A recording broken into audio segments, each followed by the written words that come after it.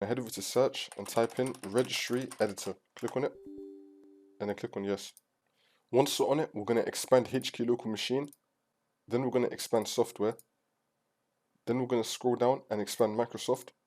Then we're going to scroll down again until we find Windows. Here it is.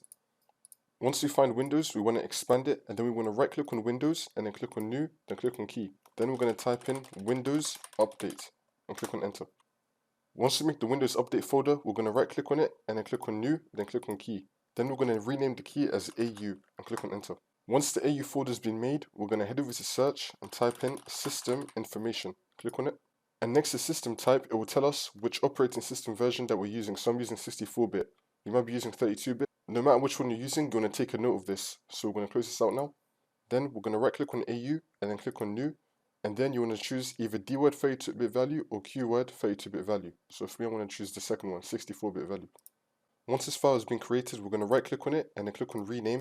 Then we're going to type in no auto reboot with logged on user and click on enter. Then we're going to double click on it and then change the value data to 1 and click on OK. Now once you do everything in this video, restart your computer, then the problem will be fixed.